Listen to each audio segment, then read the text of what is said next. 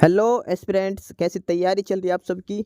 Welcome to our YouTube channel सरकारी नौकरी notifications. Aspirants, आपका अपने यूट्यूब चैनल सरकारी नौकरी नोटिफिकेशंस पर आपका स्वागत है।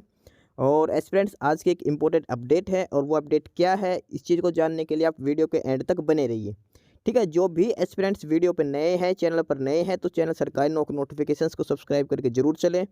वीडियो अच्छी लगे तो वीडियो को लाइक करना, शेयर करना। अगर कुछ इश्यू हो, कुछ पूछना हो वीडियो के सब्जेक्ट वे के बारे में, कंटेंट के बारे में, तो आप कमेंट बॉक्स में कमेंट जरूर करना। ठीक है, तो एक बार फिर से, अगर सब चैनल सब्सक्राइब नहीं किया तो चैनल सब्सक्राइब करते हो। चलिए शुरुआत करते हैं। Aspirants UPSC union public service commission और इन्होंने नया रिक्रूटमेंट नोटिस इशू किया है। ठीक है, और ये है CAPF assistant commandant central arm police forces में असिस्टेंट कमांडेंट के रिक्रूटमेंट के लिए। ठीक है, ये डिटेल नोटिस है इसमें, और इस नोटिस को एक बार ऑफिशियल नोटिस है जो इसका डिटेल में पढ़ लेते हैं एक बार कि क्या क्वालिफिकेशन से, क्या एलिजिबिलिटी क्राइटेरिया है, क्या सिलेक्शन ऑफ प्रोसीजर है, कब से एग्जाम स्टार्टिंग डेट है एप्लीकेशन फॉर्म, क्या इसकी लास्ट डेट है। ठीक है, सबसे पहले इसमें क्लियरली मेंशन कर रखा है कि the last date for submission of application is 14 May 2024। और ऑफिशियल जो साइट है इनकी वो है www.upsc.gov.in।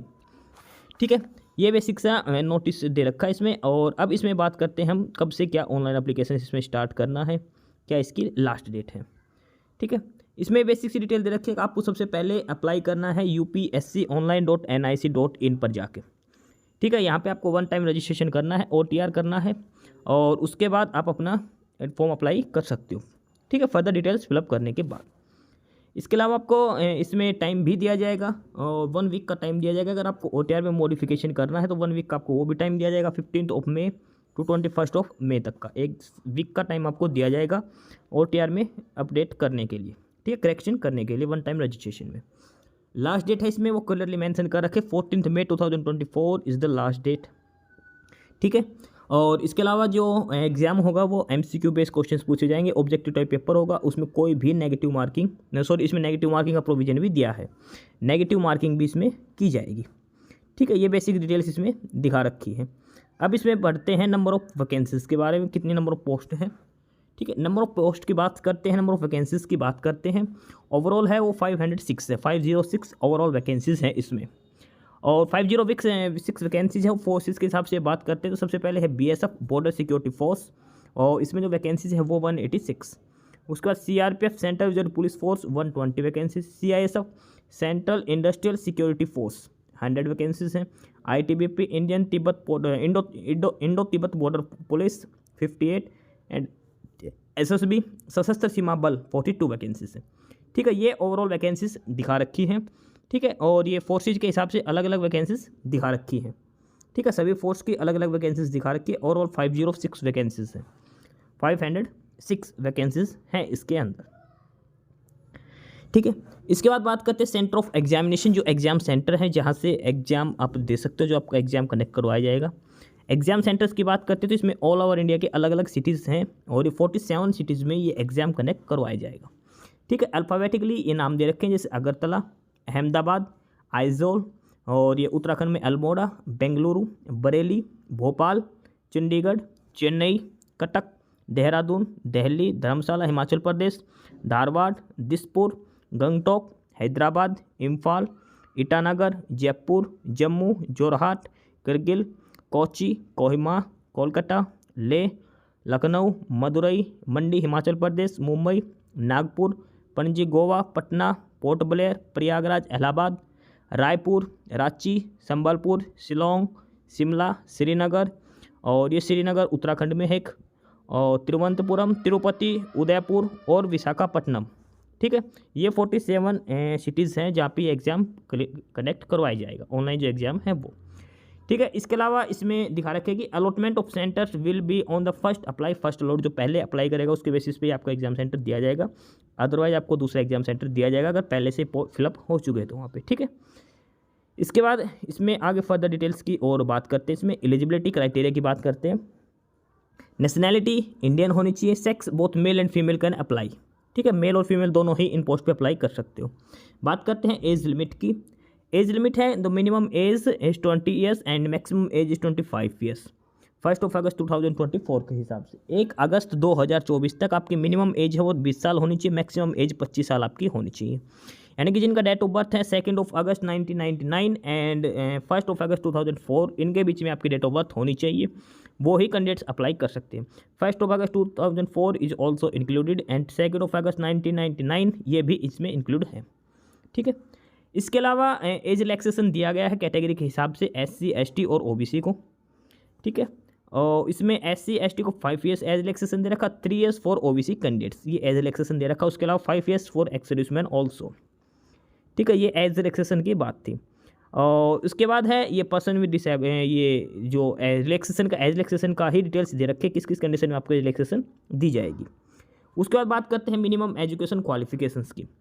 मिनिमम एजुकेशन क्वालिफिकेशन में एक candidate must hold a bachelor's degree of a university incorporated by an act of the central और state legislature in India और other educational institute established by an act of parliament or declared to be deemed as a university under section 3 of the University Grant Commission Act 1956। ठीक है, यानी कि ये इसमें simple graduation मांग रखे, जो भी कैंडिडेट्स अप्लाई करते हो किसी भी इंस्टीट्यूट से आपकी सिंपल ग्रेजुएशन होनी चाहिए। ठीक है, इसके बाद इसमें नोट करके दे रखा है कि candidates who have appeared at the examination the passing of which would render them educationally qualified for the commission's exam but have not informed of the result are also the candidates who intended to appear at such qualifying exam in the year 2004 will be eligible for admission in the examination. Such candidates will be admitted to the examination if otherwise eligible, but the admission would be deemed to be provisional and subject to cancellation if they do not produce proof of having passed the requisite examination, along with the detailed application form which will be required to be submitted online by the candidates who, after qualifying on the result of the written part of the examination, are also declared qualified in the physical standard, physical efficiency test and medical standard test। ठीक है, जो final candidates हैं जो exam में पास हो जाते हैं और उसके अलावा बाद जो अपनी ग्रेजुएशन डिग्री करते हैं उनके लिए इंपॉर्टेंट नोटिस लिख रखा है। ठीक है, बात करते हैं एग्जामिनेशन फ़ीस की, और जो फीस है फॉर्म अप्लाई के लिए 200 रुपीज़ फीस है। सभी कैंडिडेट्स के लिए 200 फीस है, और इसमें एग्जामिनेशन दे रखे फीमेल किसी भी कैंडिडेट्स को आपको कोई फीस पे नहीं करनी। उसके अलावा SC ST कैंडिडेट्स को भी फीस में एग्जामिनेशन दी गई है। ठीक है, फीस एग्जामिनेशन में फीमेल सभी कैटेगरीज की, और उसके अलावा SC ST कैंडिडेट्स को भी कोई फीस पे नहीं करनी। बाकी सभी कैंडिडेट्स को 200 रुपीज़ एप्लीकेशन फ़ीस पे करनी है। ठीक है, all female candidates and candidates belonging to scheduled caste scheduled tribes are not required to pay any fees. No fees exemption is however available to OBC and EWS candidates and they are required to pay their full prescribed fees। ठीक है, इसके बाद है how to apply, कैसे apply करना है। और apply करने के लिए आपको UPSC की ऑफिशियल साइट पे जाना है, 1 टाइम रजिस्ट्रेशन करना है। ठीक है, उसके अलावा आपको 1 वीक का टाइम दिया जाएगा, 21 मई 2024, 15 मई से लेके 1 वीक का टाइम दिया जाएगा। 1 टाइम रजिस्ट्रेशन में आप मॉडिफिकेशन कर सकते हो। ठीक है, इसके अलावा विड्रॉवल ऑफ एप्लीकेशन ये इसमें अलाउ नहीं किया गया है इस टाइम। ठीक है, विड्रॉ नहीं कर सकते, जो फॉर्म अप्लाई कर दिया तो आप कर सकते हो। ठीक है, विड्रॉवल इसमें अलाउड नहीं है। लास्ट डेट सबमिशन किया 14 मई है टिल 6 PM। टाइम जरूर ध्यान रखना, 14 मई 6 PM तक ही आप अप्लाई कर सकते हो। ठीक है, इसके बाद और फर्दर डिटेल्स बात करते हैं कि इसके बाद आपको UPSC की ऑफिशियल साइट से ही आपको एडमिट कार्ड वगैरह आपको डाउनलोड करने पड़ेंगे। ठीक है, इसमें लिख रखा कि if a candidate does not receive his or her admission certificate or any other communication regarding his or her candidature for the examination 3 days before the commencement of the examination he should at once contact the commission. अगर किसी भी candidate का किसी भी reason से अगर आपका admit card नहीं आया विदाउट एनी इन्फॉर्मेशन और विद इन 3 days एग्जाम होने के 3 दिन पहले तक, तो आपको कमीशन में कॉन्टैक्ट करना है। ठीक है, या तो आप ये कॉन्टैक्ट नंबर दे रखे यहाँ पे कॉन्टैक्ट कर सकते हो, या फिर आपको वहाँ पे जाके डायरेक्टली मिलना होगा। कॉन्टैक्ट नंबर है 011-233-81125, 011-233-85271, 011-230-98543। 3 नंबर दे रखे हैं जिन पे आपको कॉन्टैक्ट करना होगा। ठीक है, इसके अलावा आप वहाँ पे जाके भी बात कर सकते हो, अदरवाइज कैंडिडेट खुद रिस्पॉन्सिबल होगा एडमिट कार्ड नहीं आने के लिए। ठीक है, ये इसमें डिटेल्स दे रखी है। उसका सर्विस एलोकेशन दिखा रखी है और अदर डिटेल्स इसमें दे रखी है। सबसे पहले बात करते हैं सिलेक्शन प्रोसीजर की। ठीक है, selection procedure, scheme and syllabus of the examination. Selection procedure की बात करें तो इसमें रिटन एग्जाम कंडक्ट करवाया जाएगा। सबसे पहले the written exam to be conducted by UPSC will be held on 4 अगस्त 2024। 4 अगस्त 2024 को इसमें पेपर जो कनेक्ट करवाया जाएगा, और will comprise 2 papers. Paper 1 will be held from 10 AM to 12 noon and paper 2 from 2 PM to 5 PM। ठीक है, इसमें जो है रिटन टेस्ट होंगे, 2 एग्जाम होंगे, MCQ बेस्ड क्वेश्चन होंगे, और ये होगा 4 अगस्त 2024। ठीक है, फर्स्ट पेपर होगा 10 to 12, सेकंड होगा 2 to 5। ठीक है, ये इसमें एग्जाम शेड्यूल, एग्जाम टाइमिंग दिखा रखी है। अब बात करते हैं पेपर फर्स्ट में क्या आएगा। Paper first general ability and intelligence 250 marks, ये आपसे पूछा जाएगा। ठीक है, general ability and intelligence 250 marks आपसे पूछा जाएगा। पेपर 2 है general studies essay and comprehension 200 marks.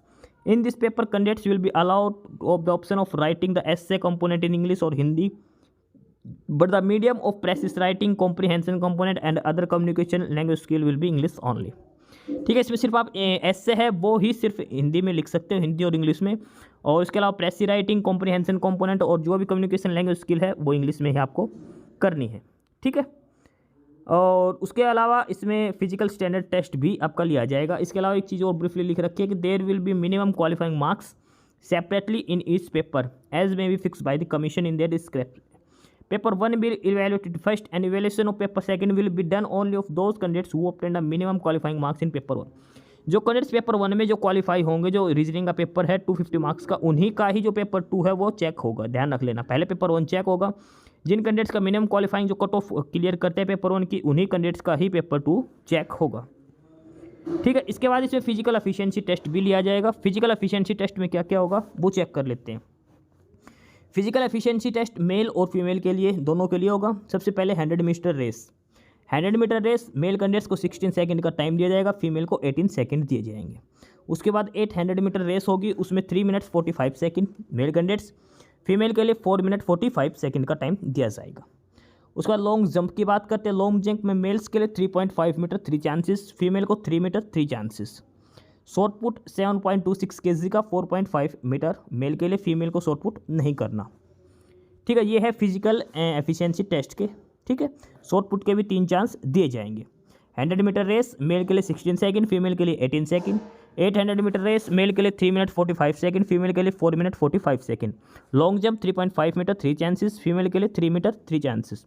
Short put 7.26 kg का, और इसमें मेल्स के लिए है 4.5 मीटर 3 चांसेस, फीमेल को शॉर्ट पुट नहीं करना है। ठीक है, इसके बाद है कि on reporting of female candidates for PET A self declaration indicating about her pregnancy status shall be submitted. यानी कि आपको जैसे PET PST के लिए पेयर होता है, आपको सेल्फ डिक्लेरेशन फॉर्म फिलअप करना अगर प्रेगनेंसी के रिगार्डिंग। अगर आप प्रेग्नेंट है तो आपको वहाँ पे मेंशन करना पड़ेगा, ताकि आपको इसमें रिलैक्सेशन दे दी जाए, अब दोबारा से इसके लिए अपेयर हो सकते हो। In case if she declares that she is not pregnant, then she may be allowed to participate in PST or PET. In case of false declaration, all the risk of undergoing PST, PET will be of her own. If the female candidates declare that she is pregnant before PST and PET, then a confirmatory pregnancy test to be done. And in case she is found to be pregnant, irrespective of duration of pregnancy, she may be declared temporary unfit, and her appointment shall be held in abeyance until the confinement is over. नहीं, जो pregnant हैं उनको extra chance दिया जाएगा। ठीक है, जब तक वो अपने आप को फिट घोषित नहीं हो जाती तब तक वो फिजिकल के लिए उनको रोक दिया जाएगा। ठीक है, उनको चांस जरूर दिया जाएगा, ये ध्यान रखना। ठीक है, she will be re examine for PST and PET 6 week after the date of the confinement of over. ठीक है, इसमें ये दे रखा प्रेग्नेंट के लिए केस दे रखे। ठीक है, अगर कोई प्रेग्नेंट है और उसमें सेल्फ डिक्लेरेशन में अगर गलती से नो कर दिया, और अगर आप PET या PST के लिए अप्लीकेबल होते हो और जो भी कुछ मिस्टेक होती है तो उसके लिए आप खुद ही अब रिस्पॉन्सिबल हो गए इस रिस्क के लिए। ठीक है, उसके बाद आपका इंटरव्यू पर्सनल टेस्ट लिया जाएगा, फाइनल बैच लिस्ट तैयार की जाएगी। इसके बाद इसमें सिलेबस की बात करते हैं। सिलेबस जो रीजनिंग का सिलेबस है, general mental ability, general science, current event of national international, Indian politics, history of India, ये सारा डिटेल सिलेबस दे रखा है। ठीक है, पेपर 2 है जनरल स्टडी, एसे और कॉम्प्रिहेंशन, ये पेपर 2 का सिलेबस दिखा रखा है। ठीक है, उसके बाद ये ऑनलाइन अप्लाई करने की बेसिक सी डिटेल्स इसमें दिखा रखी है। स्पेशल इंस्ट्रक्शंस दे रखे कैसे कि आपको फॉर्म में अप्लाई करना है। MCQ बेस्ड क्वेश्चन आएंगे, OMR बेस्ड पेपर होगा, ऑनलाइन नहीं होगा, ये OMR बेस्ड पेपर होगा। ठीक है, आपको ये जो सर्कल है ये फिलअप करने पड़ेंगे। ठीक है, ये बेसिक सी दिखा रखा है, OMR शीट कैसे आएगी, कैसे कि आपको ये फिलअप करनी है। ठीक है, और उसके बाद ये आपको आंसर लिखने की डिटेल्स भी इसमें दिखा रखी है। बात करते हैं फिजिकल स्टैंडर्ड टेस्ट की, यानी कि हाइट कितनी होनी चाहिए। मेल कैंडिडेट्स की 165 सेंटीमीटर मिनिमम, फीमेल की 157, चेस्ट 81 सेंटीमीटर होनी चाहिए, और साथ में 5 सेंटीमीटर का एक्सपेंशन होना चाहिए मेल कैंडिडेट्स के लिए। वेट है जो वजन है मेल के लिए 50 kg मिनिमम, फीमेल के लिए 46 kg होना चाहिए। उसके बाद ये आई विजन दे रखा है। ठीक है, और उसके बाद ये आपका बेसिक सी जो मेडिकल है वो उसके हिसाब से आपको चेक किया जाएगा। टैटू का भी ये दिखा रखा है। और उसके बाद ये एवरेज हाइट और वेट का हिसाब से जो आपके एज के हिसाब दिखा रखा है, किस एज में आपका कितना वेट होना चाहिए, कितनी हाइट के हिसाब से। ठीक है, उसके बाद ये परफॉर्मे वगैरह दिखा रखे जो आपको फिलअप करने हैं। तो ये है डिटेल्ड नोटिस यूपीएससी की तरफ से असिस्टेंट कमांडेंट CAPF में। ठीक है, लास्ट डेट है इसकी 14 मई है। 14 मई 2024 ऑनलाइन एप्लीकेशन स्टार्ट हो चुके हैं। upsc.gov.in इनकी ऑफिशियल साइट है कमीशन की, वहाँ से जाके आप अप्लाई कर सकते हो। ठीक है, ये डिटेल्ड नोटिस है। ओवरऑल 506 वैकेंसीज हैं इसमें, तो जो भी कैंडिडेट्स अप्लाई करना चाहता है अप्लाई कर सकता है। सिंपल ग्रेजुएशन बेस पर ये है। तो यही डिटेल्ड नोटिस था यूपीएससी की तरफ से CAPF असिस्टेंट कमांडेंट की पोस्ट के लिए। बाकी नई अपडेट, नई इन्फॉर्मेशन के लिए आप हमारे यूट्यूब चैनल सरकारी नौकरी नोटिफिकेशन सब्सक्राइब जरूर करिए। और अगर कुछ इश्यू है, कुछ पूछना हो तो आप कमेंट बॉक्स में कमेंट करके आपको जो भी इश्यू है किसी भी चीज़ के रिगार्डिंग आप कमेंट बॉक्स में कमेंट करके पूछ सकते हैं। ठीक है, चैनल को सब्सक्राइब जरूर करें, वीडियो को लाइक करें, शेयर करिए, जुड़े रहिए हमारे साथ। मिलते रहेंगे नई अपडेट्स के साथ, तब तक के लिए बाय।